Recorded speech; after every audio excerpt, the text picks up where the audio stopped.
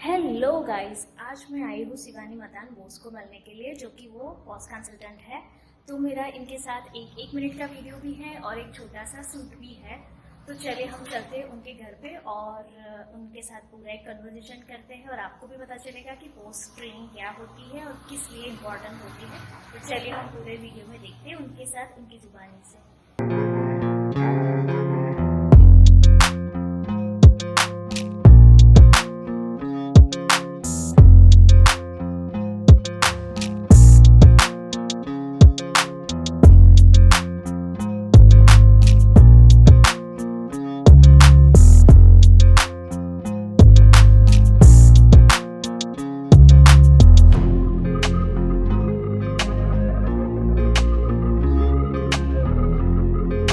A few moments later. Hi friends, मैं this side. आज का वीडियो मैं बनाने जा रही हूँ पोस्ट कंसल्टेंट के साथ। ये है शिवानी मदान बोस, जो कि पोस्ट कंसल्टेंट है और उनके साथ एक कंपनी के फाउंडर है।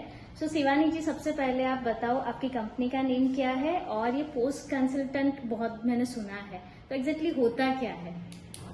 मयूरी, मेरी कंपनी का नाम है प्राउड एचआर सर्विसेज। इसके थ्रू हम पॉश के अंदर बहुत सारा काम करते हैं। पॉश का पहले फुल फॉर्म ध्यान देते हैं। पॉश का फुल फॉर्म है प्रिवेंशन ऑफ सेक्सुअल हरासमेंट। आप सबने सुना होगा, आजकल बहुत सारे केसेस आ रहे हैं जहाँ लड़कियों के साथ सेक्सुअल हरासमेंट होता है।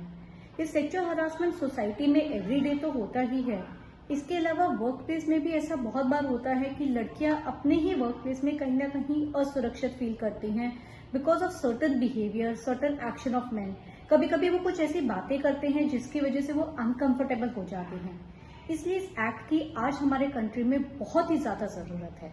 ओके, सो ये जरूरत कब से स्टार्ट हुई, मतलब ये कब से लॉ में आया? आई थिंक सो ये कुछ लॉ ही इसका बना हुआ है कि ये कंपल्सेशन है, तो वो कब से आया? तो ये एक्ट इम्प्लीमेंट हुआ था हमारे कंट्री में 9 दिसंबर 2013। बट आई पर्सनली फील कि नीड इसकी हमेशा से रही है। एक इसका मेजर कॉर्नरस्टोन एक्ट का होने का था विशाखा गाइडलाइंस। विशाखा गाइडलाइंस बन तो गई थी पर वो एक एक्ट नहीं था।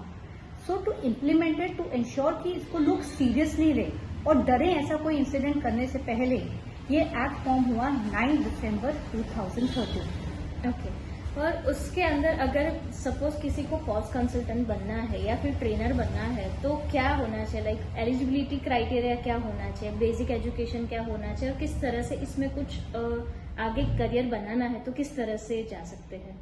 तो इसके लिए मिनिमम क्वालिफिकेशन है, आपको ग्रेजुएशन करना होगा। Okay. उसके बाद आप एक पॉश सर्टिफिकेशन कोर्स कर सकते हैं। ये certification course different agencies provide करती हैं, डिफरेंट ड्यूरेशन रहेंगे। मिनिमम आपका कम से कम 2 दिन का कोर्स होता है, एटलीस्ट 8 to 10 आवर्स का ड्यूरेशन होता है। हम भी ये सर्टिफिकेशन प्रोवाइड करते हैं। तो अगर आपने एक बार ये सर्टिफिकेशन ऑब्टेन कर ली तो आपका जर्नी ऐसा है कि उसके बाद आपको यहाँ पर एज अ पॉश ट्रेनर काम मिलेगा। तो आप कंपनीज में जाके पॉश की ट्रेनिंग देंगे। जैसे जैसे आप ट्रेनिंग देते रहेंगे, कुछ कंपनीज में आपको एज अ पॉश कंसल्टेंट रहेंगे। जैसे I am working as a POSH consultant for almost 100 companies now. तो इसको टेक्निकल टर्म में एक्सटर्नल पैनल मेंबर बोलते हैं। दैट मीन्स जब भी कोई केस आएगा सेक्सुअल हरासमेंट का, आप उस केस को हैंडल करेंगे जैसे कि लीगली कंप्लाइंट तरीका है। तो वो आपको तभी पता चलेगा एक बार आप केसेस हैंडल करने लगेंगे। Like I have handle so far 31 cases of anti sexual harassment.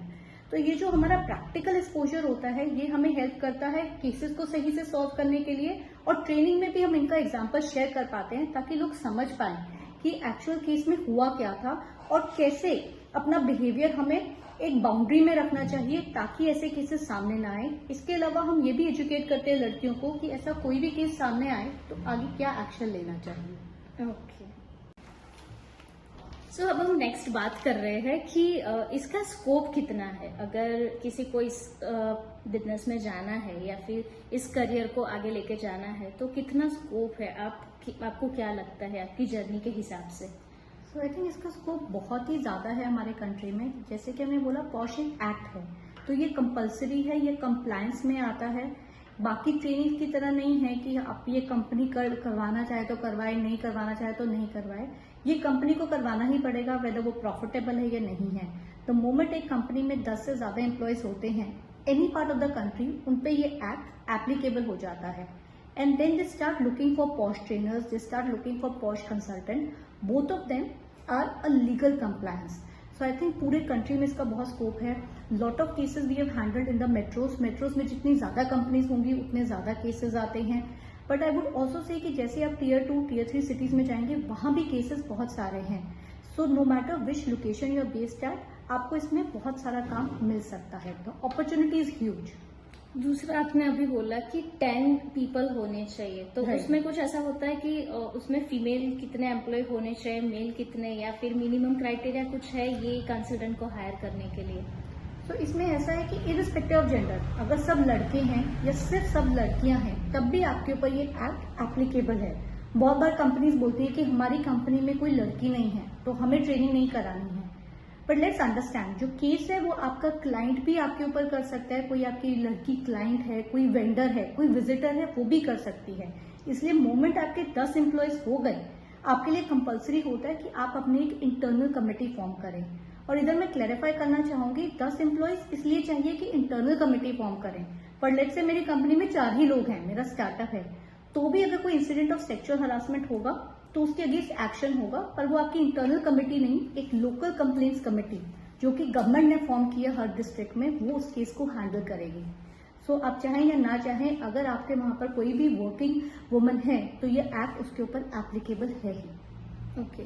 और इसका जो सर्टिफिकेशन का आपने बोला वो कितने ड्यूरेशन का होता है? जैसे बहुत सारे वर्किंग प्रोफेशनल है जो HR में करियर परस्यू करते हैं, तो अगर उनको इसमें जाना है तो वो कितने टाइम का सर्टिफिकेशन होता है? लाइक इसका कुछ पर्टिकुलर टाइम ड्यूरेशन होता है या उसके कुछ लेवल होते हैं कि इनिशियल लेवल का सर्टिफिकेशन, ये क्या होता है एग्जैक्टली उसमें? तो इसमें 2 तरह के सर्टिफिकेशन होते हैं। जैसे कि जो हम प्रोवाइड करते हैं उसमें हम 10 आवर्स का ट्रेनिंग देते हैं, 2 डेज में डिवाइडेड होता है, जनरली ऑनलाइन होता है। उसके बाद एक आपका थॉरो असेसमेंट टेस्ट होता है। अगर आप टेस्ट क्लियर करेंगे तभी जाके आपको सर्टिफिकेशन मिलेगा। So that is for a post trainer.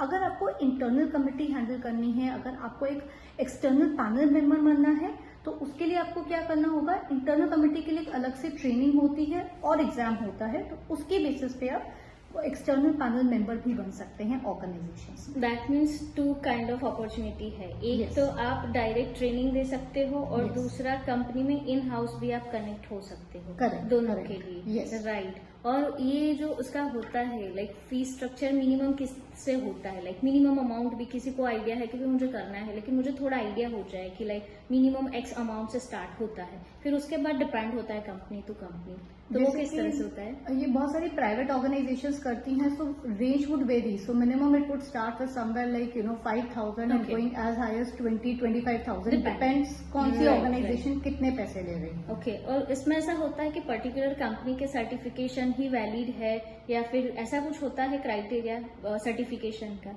सो पहले ऐसा था कि ministry of women and child development के थ्रू ये सर्टिफिकेशन मिलता था which was valid. But unfortunately अब वो नहीं, ये सर्टिफिकेशन नहीं प्रोवाइड कर रहे हैं।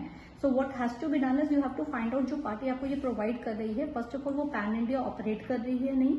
Second thing that is important to see is क्या वो ऑथराइज है आपको ये ट्रेनिंग और सर्टिफिकेशन देने के लिए। Okay. So lot of times I have seen I've asked people that are POSH certified हो, बट जैसे नहीं मैं सर्टिफाइड नहीं हूँ पर मैं लोगों को ट्रेन कर रही हूँ। Okay. तो फिर आप ट्रेन कैसे कर रहे हैं, आपकी खुद की नॉलेज क्या है? तो नेक्स्ट टाइम जब आप किसी के पास जाते हैं सर्टिफिकेशन के लिए, ये चेक करिएगा कि वो खुद से सर्टिफाइड है या नहीं, वो इस फील्ड में कितना काम कर रहे हैं। और अगर आपको लगता है कि उनका एक क्रेडिबल मार्केट के अंदर एक बेस बन चुका है, एक अच्छा रेपुटेशन है, only then go head for your training with them. Right. Okay. So मुझे भी काफी इंफॉर्मेशन मिल गई आपके पास से। और इधर लास्ट में आप अगर ये ट्रेनिंग इंडस्ट्री में हो, पोस्ट कंसल्टेंट हो, और फीमेल आजकल बहुत सारे लोग वर्किंग इंडिपेंडेंट हो रहे हैं और इंडस्ट्री में काफी जगह पे फीमेल्स वर्क कर रहे हैं, तो आप कंसल्टेंट भी हो एज अ फीमेल, आप लोगों को, अगर मेरी फीमेल ऑडियंस सुन रही है तो उनको आप क्या मैसेज देना चाहते हो कि how to fight and how to connect this consultant? Like companies में ऐसे भी होते हैं कि वो लोग के साथ ऐसे बहुत सारे प्रॉब्लम्स होते हैं लेकिन वो किसी को कनेक्ट नहीं कर सकते। कंपनी में भी ऐसे बॉस या ऑनर्स ऐसे होते हैं कि जिनके साथ बात करना पॉसिबल नहीं है और ये समझ भी नहीं पाते हैं। तो अगर इन लोगों को आप जैसे के साथ या कंसल्टेंट को कनेक्ट करना है तो वो किस तरह से कर सकते हैं? क्योंकि is there any rules company में कि भाई आपको कंपनी के लाइक मैनेजमेंट को बिना पूछे बाहर कंसल्टेंट को बात नहीं करनी, ऐसा कुछ है लाइक ये लॉ के हिसाब से? सो ऐसा कोई लॉ तो नहीं है। And my advice to all women out there is speak up. जब भी आपको लगता है ऐसा कोई भी बिहेवियर है, कोई भी इसी तरह का एक्ट हो रहा है जो आपके लिए ऑफेंसिव है, first of all speak up and से दिस इज नॉट ओके। अक्सर क्या होता है, लड़कियां फेस करती रहती हैं, झेलती रहती हैं, and then they reach a point where they can't handle it any more. That is the point वो इंटरनल कमेटी को जाके ये कंप्लेंट करती हैं। तो that's the right thing to do. My advice here is verbal complaint मत करें, complaint writing में लिखें ताकि लोग आपको सीरियसली लें। अगर आपको लगता है आपकी ऑर्गेनाइजेशन इसको सीरियसली नहीं ले रही है, there are certain other things that you can do. आप पुलिस के पास एक एफआईआर भी लॉन्च कर सकते हैं या अपने कंप्लेंट राइटिंग में दे सकते हैं कि मेरे साथ ऐसा हो रहा है और मेरी कंपनी एक्शन नहीं ले रही है। Police will take due action. Another thing that you can do is there's a website of here, ministry of women and child development के लिए आप वहां पे जा सकते हैं और वहां पे भी आप अपनी कंप्लेंट फाइल कर सकते हैं। Only thing to do is you have to mention this in writing. आपके पास एक ईमेल आईडी होना चाहिए और आपको अपना कंप्लेंट मेंशन करना होगा, and this would directly go either to the head of your internal committee or to the CEO of your organization, forcing them to take immediate action. Another thing that you can do is you can also go to any kind of women public commission, women based NGOs, or you can also connect directly to people with us. आप ऐसा कर सकते हैं कि हमसे भी connect कर सकते हैं, we will give you the right legal guidance there. One thing to notice here is कि यहाँ पर आप लॉयर को हायर नहीं कर सकते हैं, वो एक्ट अलाउ नहीं करता है। But otherwise, talking to the police, to a woman-based NGO, or filing a written application on the website is all allowed. Okay, so I think सब नॉलेज आपने बता दी है। और अगर आपको किसी को भी आपसे कनेक्ट करना है तो आपकी वेबसाइट वगैरह है या आपकी कॉन्टेक्ट डिटेल्स की कोई भी लगता है कि कंपनी में ऐसा चल रहा है तो आपको कनेक्ट कर सकते हैं। तो इज देयर एनी डिटेल्स जो हमारी ऑडियंस को हम दे सके? So sure, I think आप मेरे सोशल मीडिया हैंडल से आपसे शेयर कर सकते हैं, specially on LinkedIn and Instagram. I am always available. तो किसी को कोई भी क्वेरी हो, you can reach out to me and I would love to help you. Okay, so Shivani ji, thank you for your time. और आपने जो आज बताया वो काफी लोगों को जरूरत है, और वुमेन एम्पावर एक साथ चल रहा है, साथ में ये भी जरूरी है क्योंकि एम्पावर हो रहा है, लेकिन कहीं ना कहीं ये जरूरी है, ये गैप है कि लोग बातें बड़ी करते हैं लेकिन अभी भी ये सेगमेंट ऐसा है कि जहाँ पे बात हो गई है, इम्प्लीमेंट नहीं होता है। So thank you for your time.